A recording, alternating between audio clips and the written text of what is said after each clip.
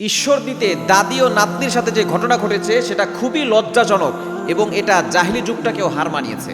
Can you imagine? আপনি কল্পনা করতে পারছেন? আপনারা যারা সোশ্যাল মিডিয়া ইউজ করেন তারা অনেকেই দেখেছেন ঈশ্বর দিতে দাদিকে দুনিয়া থেকে বিদায় করে দিয়েছে। প্রথমে ওই নাতনিকে, যার মাত্র দশম শ্রেণীতে পড়ে, মাত্র 15-16 বছর বয়স, এত একটা মেয়ে তাকে কুপ্রস্তাব দিয়েছে টাকার বিনিময়ে, সে রাজি হয়নি। শেষ পর্যন্ত তার বাসায় গিয়ে দাদিকে দুনিয়া থেকে বিদায় করেছে এবং সেই নাতনিকে তারা এমনভাবে দুনিয়া থেকে বিদায় করেছে এবং তার সাথে অপকর্ম করেছে, নাউজুবিল্লাহি মিন জালিক। এটা জাহিলি যুগটাকেও হারিয়ে দিয়েছে। এর শেষ কোথায়? এই নিষ্ঠুরতার শেষ কোথায়? এই জুলুমের শেষ কবে হবে? এটা এখনো বাংলাদেশের মানুষ বুঝতে পারছে না। আমাদের বাংলাদেশে ইসলামের আইন যদি বাস্তবায়ন হয় তাহলে এই জুলুমের শেষ হওয়া সম্ভব।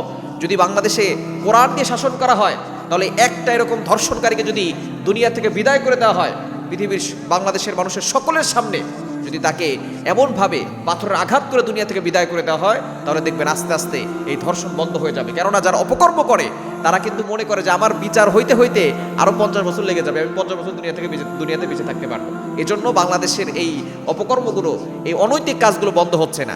একজনকে কোরআনের আইন অনুযায়ী যদি বিচার করতে পারেন, দেখবেন বাংলাদেশে এই সব ইপটিজিং বন্ধ হয়ে যাবে।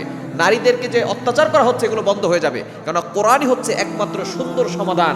এই কোরআনের ছায়াতলে আসলে দেখবেন মানুষগুলো শান্তি নিরাপত্তার সাথে থাকতে পারবে। তখন একজন ইপটিজার, সে যখনই কোনো নারীকে ইপটিজিং করতে যাবে তখন সে হাজারবার চিন্তা করবে যে আমার পরবর্তী সময় কি হবে।